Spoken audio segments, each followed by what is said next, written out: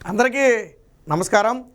కర్మ ఫలితం అని ఒకటి ఉంటుంది, మనం పెద్దలు చెబుతూ ఉంటారు. ఎందుకంటే ఈరోజు మనం విర్రవీగితే రేపటి రోజున కర్మ అనేది మనల్ని వదిలిపెట్టదు. మంచి వ్యక్తులు జోలికి వెళ్ళినా, మంచి వ్యక్తుల మీద విమర్శలు చేసినా, వారి కన్నీటికి మనం కారణమైనా, వారికి ద్రోహం చేసినా తరువాత కాలం అనేది ఒకటి ఉంటుంది, మనకి సమాధానం చెప్తుందని చెప్పి పెద్దలు చెప్తారు.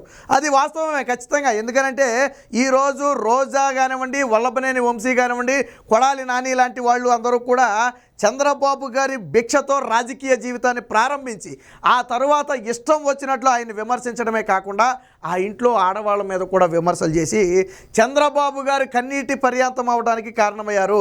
40 ఏళ్ల రాజకీయ జీవితంలో ఎన్నో ఆటుపోట్లు ఎదుర్కొన్న ఏ రోజు కూడా చెక్కు చెదరని మనిషి తన భాగస్వామి అయినటువంటి ఆ భువనేశ్వరమ్మ గారిని ఒక మాట అనేటప్పటికి తట్టుకోలేకపోయాడు. సాధారణంగా నీతి నిజాయితీగా బ్రతికే వారికి, ఆత్మాభిమానం ఉన్నవారికి మరి బాధ కలుగుద్ది. సరే, అన్నీ వదిలేసి రోడ్ల మీద బలాదూరు తిరిగేవాడికి ఎన్ని మాటలన్నా కానీ ఎవడో పట్టించుకోవడం అనుకోండి, అది వేరే విషయం. కాబట్టి జరుగుద్ది ఖచ్చితంగా.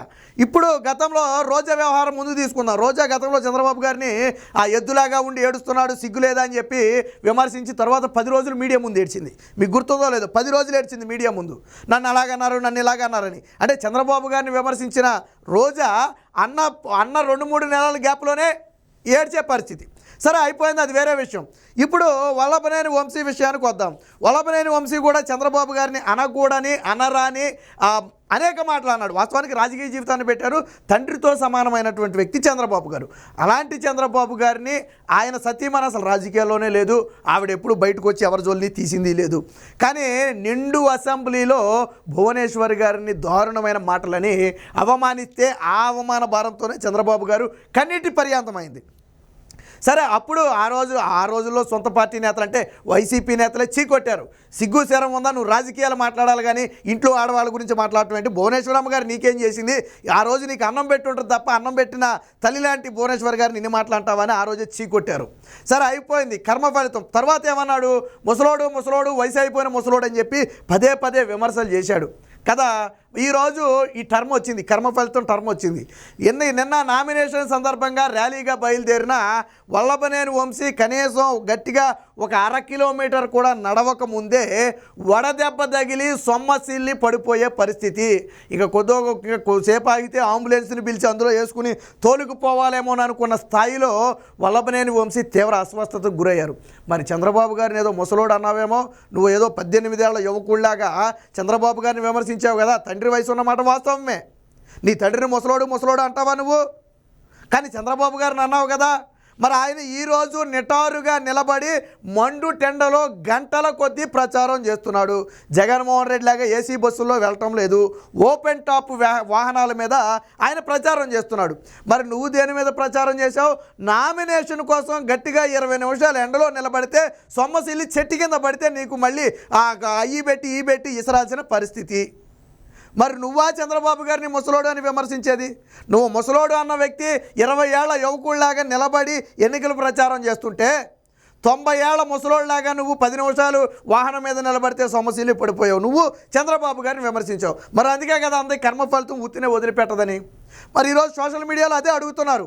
ముసలోడు అన్న చంద్రబాబు గారు ప్రచారం చేస్తున్నారు, నేనేదో పొడిచోడిని అనుకున్నావు కదా, మరి 20 నిమిషాలు ఎందుకు ఎండలో నిలబడలేకపోయావని. అంటే సన్ స్ట్రోక్ తగిలితే గిల్ల కొట్టేసుకున్నాడు.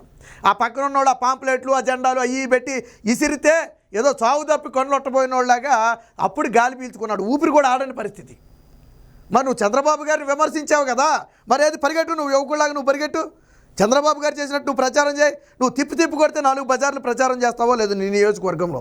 చంద్రబాబు గారు రాష్ట్రం మొత్తం పర్యటన చేస్తున్నాడు. కట్టికి ఎండలో మంచినీళ్ళు తాగుతున్న సీన్ కూడా మనకు వీడియోలు ఎక్కడ కనపట్ల చూడండి. మరి నువ్వేం చేస్తున్నావు ఈరోజు?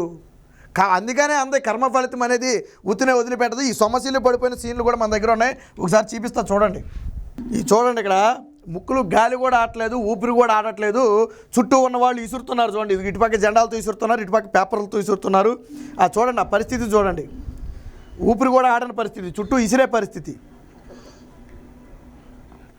సిద్ధం అదిగో పెట్టుకున్నారు చూడండి, జేబులకి సిద్ధమని పెట్టుకుని బయలుదేరారు. ఎంతకి వెళ్ళేది దేనికయ్యా అంటే నామినేషన్ ర్యాలీకి. ఎప్పుడైతే ఇక సొమశీలి పడ్డాడో దాంతో ఇక ఊరేగింపు లేదు, అవకాయ పద్దా లేదని చెప్పి ఆ కాన్వాయ్లో పడి ఒంటరికి వెళ్ళిపోయి వెంటనే నామినేషన్ వేసేసి వచ్చేసాడు తప్ప ఇక ఊరేగింపులు గీరేగింపులు లేవు, మొత్తం తీయేశాడు. ఎందుకంటే 20 నిమిషాలకే సొమశీలి పడిపోయాడు. సో అది చూడండి ఏ స్థాయిలో పక్కన వాళ్ళు లేకపోతే చచ్చిపోతురేమో, పక్కన వాళ్ళు ఇసరిపోతే అయిపోతురేమో, అది పరిస్థితి. దీని సంవత్సరం ఇంకో విజువల్ కూడా చూడండి ఒకసారి. ఇది కూడా అదే. ఎప్పుడైతే సొమశీలు పడ్డాడో వెంటనే చెట్టు కిందకి వెళ్ళి కూర్చున్నాడు.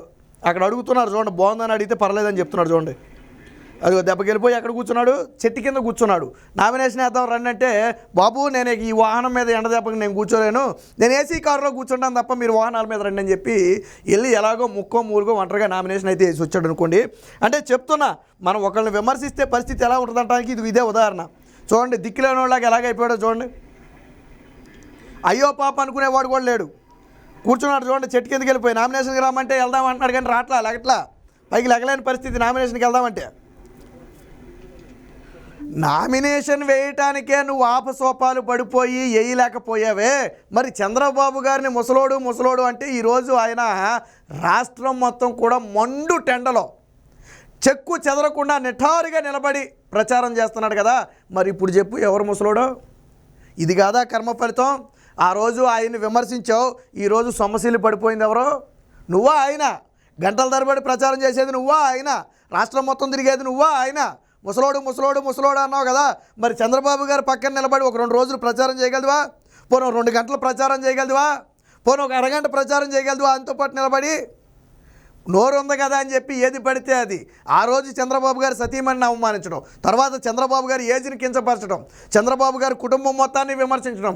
నారా లోకేష్ ఆ రోజే చెప్పాడు, ఏది కూడా వదిలిపెట్టం, నా తల్లి కన్నీటికి కారణమైన, నా తండ్రి కన్నీటికి కారణమైన ఏ ఒక్కరిని కూడా వదిలిపెట్టే ప్రసక్తి లేదని నారా లోకేష్ ఆ రోజే చెప్పాడు. అయిపోయింది. గన్నవరంలో ఎత్తేసాడు జెండా. వాస్తవానికి గన్నవరంలో ఇంటింటికి ప్రచారం కూడా చేయలేని పరిస్థితి ఏర్పడింది.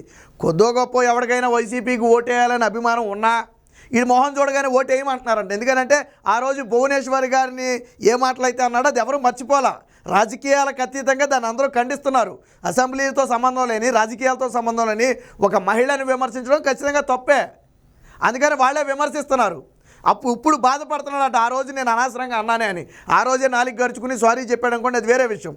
అబ్బాయి నేను ఆ ఉద్దేశంతో అనలేదు, మీరు తప్పుగా అర్థం చేసుకున్నారు, ఒకవేళ తప్పు అయితే క్షమించండి అని అంటే అప్పటికే డ్యామేజ్, జరగాల్సిన డ్యామేజ్ జరిగిపోయింది. కనపడితే కుక్కను కొట్టినట్టు కొడతారేమోనని భయం వేసింది. భయం వేసి చివరికి భువనేశ్వర్ గారికి క్షమాపణ చెప్పాడు. అనాల్సిన మాటలన్నీ అనేసి ఇప్పుడు ఏమన్నా అనుకోకుండా జరిగిన ఘటన, ఏదో చూడకుండా తగిలితేనో లేకపోతే చూడకుండా ఏదైనా అయితేనో అమ్మ చూసుకోలేదు సారీ అమ్మ అంటానికి, నువ్వు కావాలని తెలిసి నీకు రాజకీయ భిక్ష పెట్టిన చంద్రబాబు గారిని నీకు తల్లిలాగా ఉండి ఏదో మూట నీకు భోజనం పెట్టే ఉంటుంది కదా ఆ చేత్తో, అలాంటి తల్లి లాంటి భువనేశ్వరి గారిని అన్న కర్మ ఫలితం ఈరోజు అనుభవిస్తున్నావు. గట్టిగా 20 నిమిషాలు ఎండలో నిలబడితేనే వడదెబ్బ తగిలి గిల పోతాడేమో అన్న స్థాయిలో కొట్టుకున్నాడు. ఇంకా కొద్దో గొప్ప ఉంటే అక్కడ ఏదో తేరుకున్నాడు కానీ లేకపోతే అంబులెన్స్కి ఫోన్ చేసి ఎక్కించుకుపోవాలేమో అన్న స్థాయిలో ఇదైపోయాడు. కాబట్టి నోరు అదుపులో పెట్టుకోవాలి. ఈరోజు నోరు ఉంది కదా అని చెప్పి ఇష్టం వచ్చినట్టు మాట్లాడితే, ఈరోజు అధికారం ఉంది కదా అని చెప్పి ఇష్టం వచ్చినట్టు మాట్లాడితే కర్మ అనేది ఒకటి ఉంటుంది, అది ఖచ్చితంగా వదిలిపెట్టదు. దాని ఫలితమే మొన్న రోజా అనుభవించింది, ఈరోజు వంశీ అనుభవించాడు, రేపు కొడాలి నాని కూడా చంద్రబాబు గారిని ఆ కుటుంబానికి చేసిన విమర్శలకు ఫలితం అనుభవిస్తాడు. కర్మ అనేది ఎవరిని వదిలిపెట్టదు. కాకపోతే ఒకళ్ళ ముందు ఒకళ్ళ తర్వాత ఉంటుంది తప్ప కర్మ అనేది ఎవరిని వదిలిపెట్టదు అనడానికి వల్లభనేని వంశీ విషయమే ఒక ఉదాహరణ. ఎప్పటికైనా ఒళ్ళు దగ్గర పెట్టుకుని రాజకీయాన్ని రాజకీయంగా ఎదుర్కోండి, రాజకీయ విమర్శలు చేయండి, హుందాగా వ్యవహరించండి. సరే పార్టీలు మార్చడం అనేది వ్యక్తిగత విషయం, దాని గురించి నేను మాట్లాడను, ఎందుకంటే ఇటు నుంచి అటు మారుతారు, అటు నుంచి ఇటు మారుతారు. కానీ హుందాతనం అనేది ఇంపార్టెంటు. అది లేని రోజున, ఎదుటి వ్యక్తిని కించపరిచిన రోజున కర్మ అనేది వదిలిపెట్టదు అనడానికి ఇదే ఒక ఉదాహరణ.